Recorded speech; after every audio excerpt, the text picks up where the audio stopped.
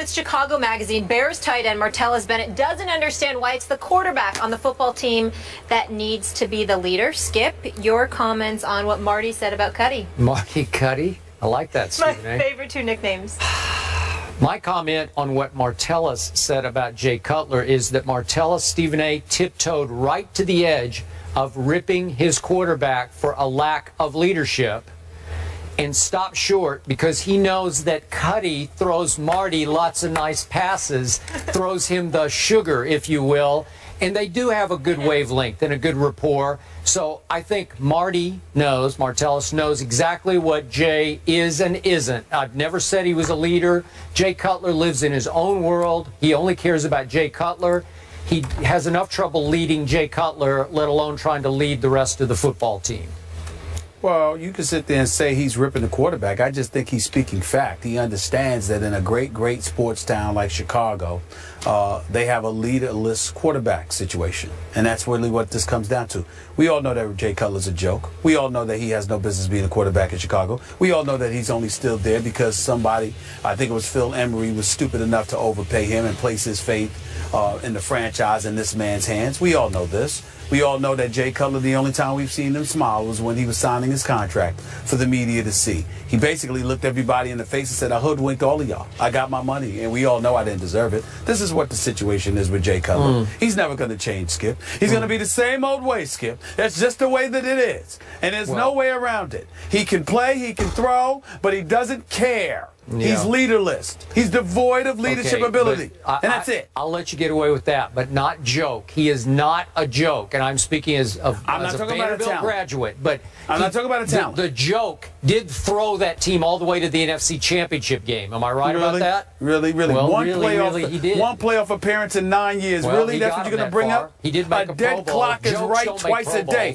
How many times I got to tell you this stuff?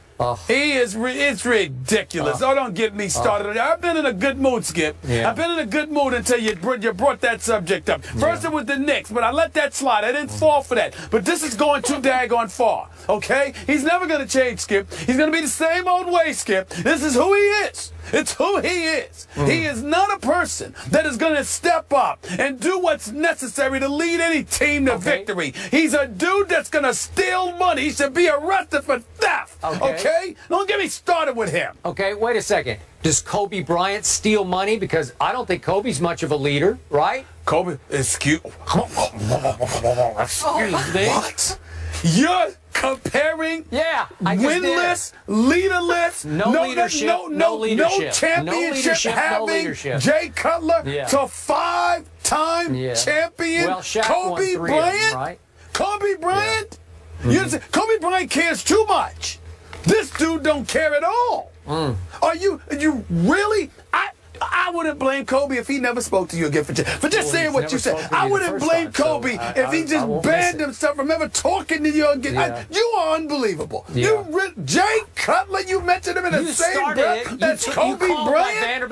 Jay Cutler. You take the Jay Cutler. And I ended it with Kobe Bryant. Jay Cutler. I remember when you called Aaron Rodgers a prima donna. At least that makes sense. Not only is he the best in the game, he's a Super Bowl champion. He's a Super Bowl champion. Jay Cutler has no right to even be in the same state as Kobe Bryant. He shouldn't be in the same state. The same state. They need to throw him out of Chicago. That's what they need to do. Stay calm. You're in Cali, all right? Yeah, they need to throw him out of LA. Are you kidding me? Yeah. Russell Westbrook has some bad blood, but it's not what you think. We'll explain that after the break. Sports put together a very good article predicting the best and worst case scenarios for all the NFC teams in the upcoming season. That is just around the corner. I cannot wait. Here's a look at the potential best and potential worst records for a few of the teams we're going to discuss. The Cowboys 12-4 or 4-12. The Eagles 13-3 or 3-13, and then the Seahawks 14-2 or 8-8. So of the three teams I just mentioned, Skip, the worst case scenario, we're focusing on the negative here. Which team is it most likely to happen for? Stephen A., the obvious choice is my Dallas Cowboys, and I'll tell you why. Not just the loss of Deion Scandrick yesterday, as I'm calling him now. Stop it. Orlando Scandrick. God bless you. When I look at my Dallas Cowboys schedule, it ain't easy. They've got to play New England, at Green Bay, Seattle, at New Orleans, at Buffalo, at Miami, even at Tampa Bay. And, you know, I think Tampa's going to be the surprise team of the NFL this year. It's a much easier schedule to me than the Eagles' schedule. But the reason I'm not doubting my Cowboys is because we got Tony Romo and the Eagles don't. I don't know who the Eagles have at quarterback. God bless Sam Bradford. I hope he can stay upright the whole year. But even if he does, is he the answer in Chip Kelly's offense? I have my doubts. We can go down the rest of the litany of quarterbacks they have on their roster. We can make jokes about Tim Tebow, but I won't. And it brings me to the Seattle Seahawks. To me, if I had to pick a team most likely to collapse this year, quote unquote, to fall, as this says, to 8-8.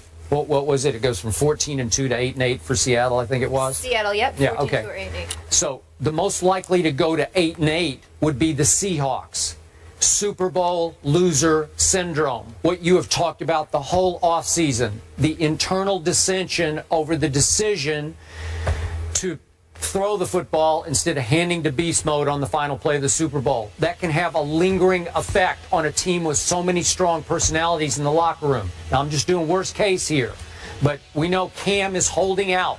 That can have a negative impact on a team and on a player when he finally does sign, report, whatever he's going to do. He could be behind and get off to a bad start. Earl Thomas is coming off a serious surgery. Can he get right and stay right? We don't know. He's a high collision player. Richard Sherman decided not to have surgery on his, I think it was his elbow or his arm. And will that be the right decision going forward? Will his arm plague him all year?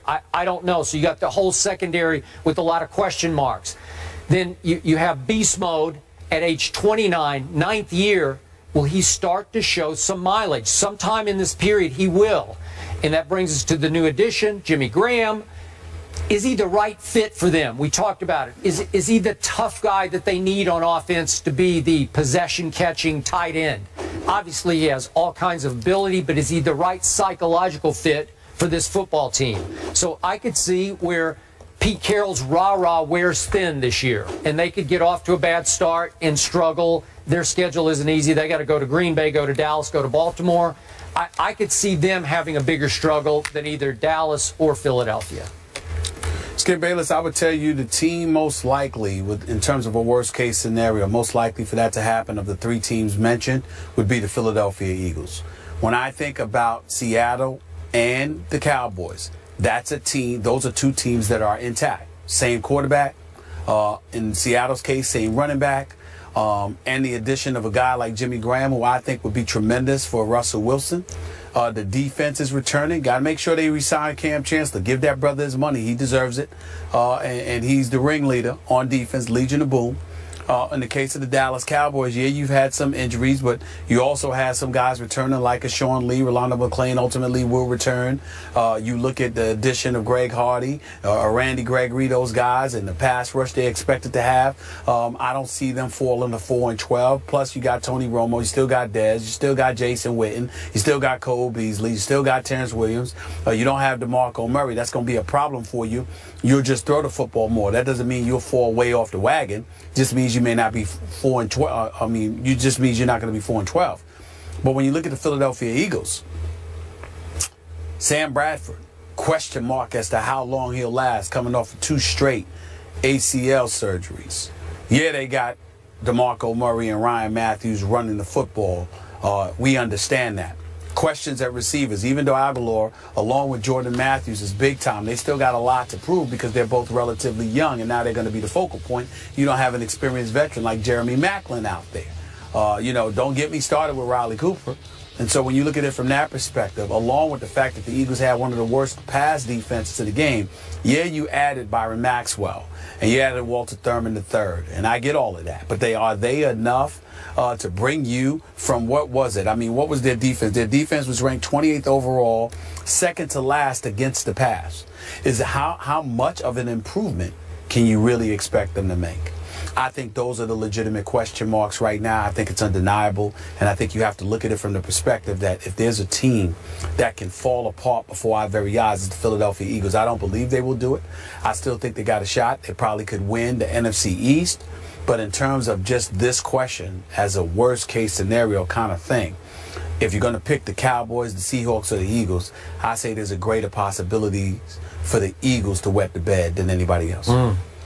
Molly, this is a rare day on First Take because my partner, my brother from another mother, actually said some nice things about my Dallas Cowboys. Some positive, upbeat, and correct things about my Dallas Cowboys. Because he's in LA, he's happy. I guess so. Laid back, the sunshine, he's feeling good. He's got his blazer on. He's chilling. It's kind of true. It's right? kind of true. Yeah. Kind of true. La la. We don't call, you know, the fellas, we don't call it Los Angeles or LA. We call it La La. Okay, so you know, you enjoy La La. Yes. Coming up, former NFL lineman Jonathan Martin speaks out about his time in the NFL. He has very strong words. We're going to discuss those when we come back. Stay here.